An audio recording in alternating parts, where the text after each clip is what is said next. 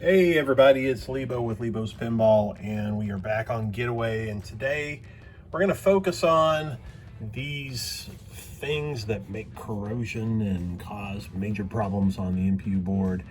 We're going to get rid of this. Those should not be on there. These batteries, these are actually not super old batteries, but they get forgotten a lot of times, and they start to start to leak. And the corrosion not only is just bad here on the contacts, it migrates into other areas of the board. It's a terrible thing. So we're going to get rid of that today, and I'm going to show you the way that I'm going about doing it. And we'll also go ahead and mount in there's an accessory board that we're going to add in here for OCD LED GI circuitry. So we're going to add that in while we've got things out. So hang tight, we'll get started. All right, so why are these batteries here in the first place? So on a game like this, this older generation, it did not have non-volatile random access memory, NVRAM. So what that means is if you were to unplug the game without having power to sustain memory, things like high scores and settings and all that, they'd all get lost. So what we're actually going to do today is we're going to wipe all that out, because I've already unplugged the game, and as I take things apart here and want to take those batteries off this board, it's going to lose all those settings. Not a big deal, because we're going to be resetting stuff anyways for this game once it's back in service. But I just want to kind of mention that. So the first thing we're going to do, let's go ahead and take this panel out of the way. I might put something here in a minute, like a clamp or two, just to kind of hold it, keep it from sliding down.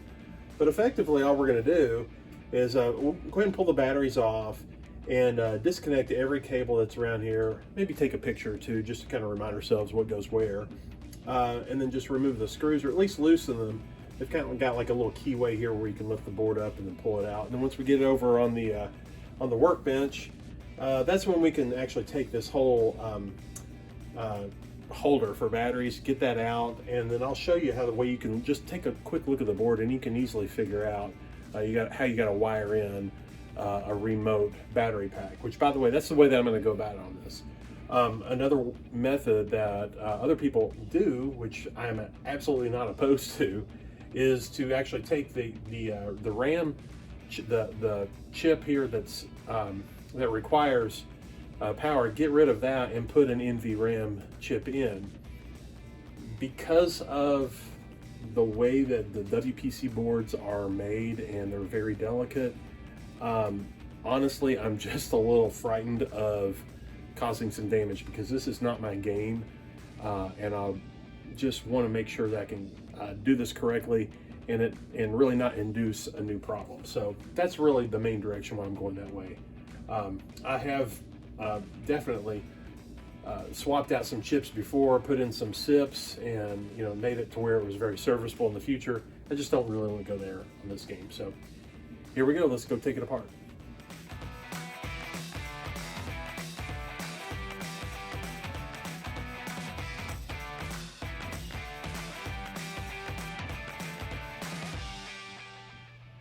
All right, we got the board out. Let's take a look at this. So we're going to want to take this this battery holder off, but before I do that, let me just show you as an alternative. This was a method that I actually did on one of my early games, and I ended up taking it off. It worked fine. It was just, I'm just thinking about long-term maintenance. Not that big a deal, but here is a lithium battery. It's actually still good. I took it off even though it wasn't bad. But I just wanted to make things, I guess, just a little more serviceable, and just where I could just throw AA, lithium batteries on, and then just hopefully let that last for a very, very long time. But this was basically to try to mimic, in place of the 3 batteries, these are just some contacts here that would, this would replicate the negative side of a stack of 3 batteries, and this would be the positive side. And when I say stack, so I'm talking about the 3 batteries that are normally here.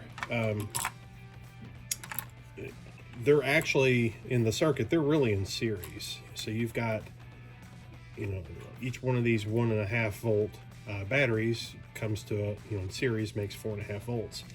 And so what you got to do is figure out, well, even if you're using this, well, which ones do you put these in what orientation? So, you know, when you've got the batteries here, you know, this is the negative side, and you know, that's the positive side. But, you know, again, which one do you actually hook it into? Well, if I flip this board over and take a real close look, you'll see, you know, you've got these spots where the battery holder is soldered in, and then here at the top, those 3 positions as well. And this one right here, you can see this is where like the whole ground mesh or whatever comes into that point. And then right up here, if you see that trace, that's where this positive, where it's pulling off. And even before even pulling off the battery holder and seeing it, I am certain that this is going to be, this negative is going to be wired to that one, and then that negative is going to be wired to that positive. That way it makes a full circuit of, you know, the whole 4.5 volt battery in series would be that way. But anyway, so this one right here, that's going to be the positive, and this is the negative. So if I flip it over, I know that's the positive, and that's going to be the negative. So what I could do, this negative here, I could have this positioned like that, and I could have this, you know, positive position like that, and then that would be effectively replacing these 3 batteries with this lithium battery. But what we're going to do instead for here is we're going to actually, you know, I've got a whole remote battery pack. This was just, you know, I got a bunch of these off eBay or something at one point for dirt cheap, and they were probably less than $1 each. And now I need just a wire with a couple mating connectors, and just what I grabbed that I had. This was, I got from Pinball that I've used for some of their lighting stuff. This was just a 36-inch stretch of wire, just happened to be convenient. What I'm going to do is I'm going to take this, actually cut it in half or somewhere, and I'm going to wire one section of it to this board, the other section of it I'm going to hook up to this.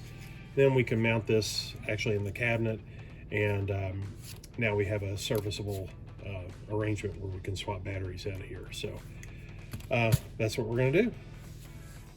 All right, so to desolder this battery holder, there's a number of ways to do it, but I eventually picked up this really cool tool. A lot of folks know about this that are in the pinball world that do repair, and this is by a company called Hayco or Haco, I'm not sure how you pronounce it.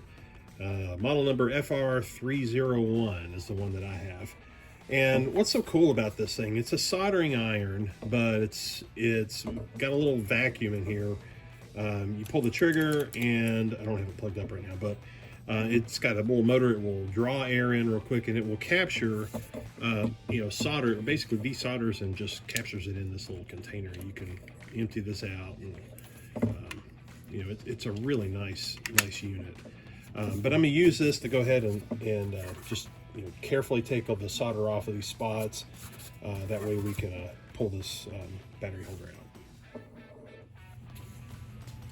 And sometimes I like to use a little fresh solder on here just to kind of get things flowing a little easier.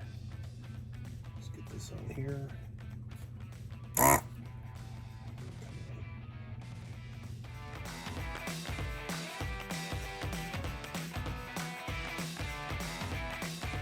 right, one other thing to make life easier on this, I don't know why I didn't do this to begin with. Every one of these little legs, I'm just gonna cut them because they are not needed. This is coming out and will not ever be used again. Even if I were to put in a new battery holder, it wouldn't be this guy. So by cutting each one of these, allows you to be able to, well, number one, get rid of that big massive thing. But as soon as you heat the solder up on each one of these, you can just just pull it right on out. And then as far as the ones that really matter, you know, the holes that we want, we can clear those out with the desoldering gun, and then when we put the new wires in, we'll solder it in real nice.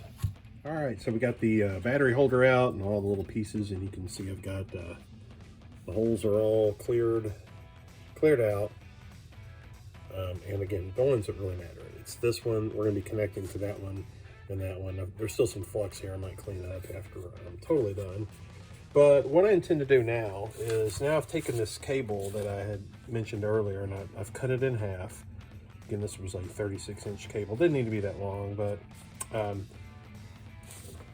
we've got one end here. There's like a male end here and then a female end. And this really shouldn't matter, but because I'm such a nerd, I'm going to take the male end and actually solder it to the board here. And then on this battery pack, I'm going to use this female end. And the total reason why I would want to do that at all is because if I use this, you've got exposed pins that could short out somewhere, and it's coming from the power source. Whereas this, since it's, they're more, protected from shorting anywhere, that shouldn't happen.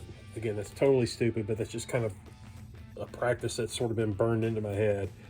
So we're going to take this side here with the pins, and we're going to use this one to hook up here. So again, we're going from here.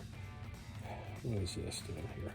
Here to here, and we're not going to wire it in from the back side. We're going to come here. So we're going to take the red, the positive, and go to this hole, and then the black, we're going to go to the one on the diagonal.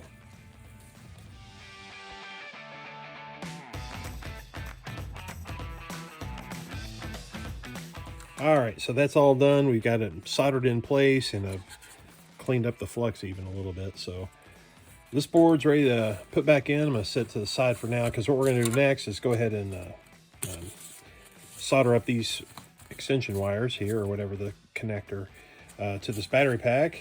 And also, don't forget our special little heat shrink tubes. And then we will have everything ready to go put back in the game.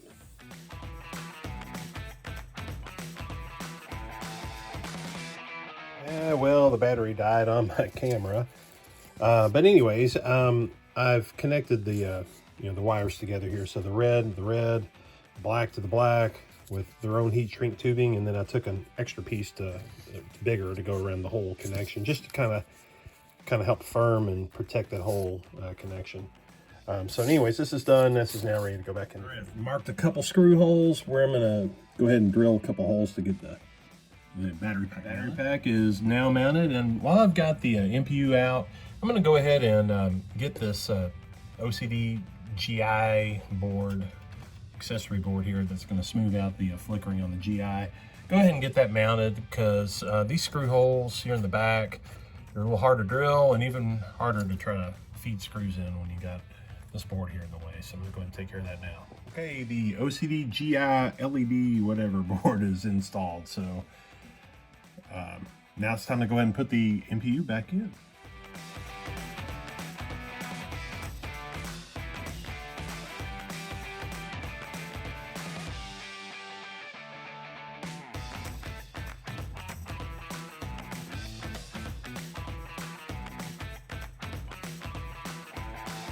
Okay, so we got the board put back in place. All the connectors are connected.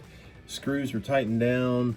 And I've routed the cable over there to the side, just to kind of tuck it a little bit out of the way. And I went ahead and put the batteries in. I went and put some lithium batteries in. Still trying to learn to see if that's really the way to go. But I think it is. So anyways, let's put this little panel board back in and give it a shot. All right, let's give it some power.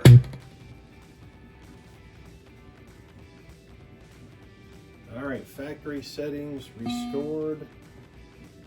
That's normal.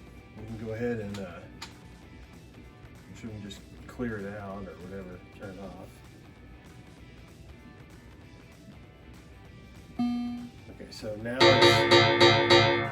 it's going to want to set the date and time, but we're just going to ignore that for now.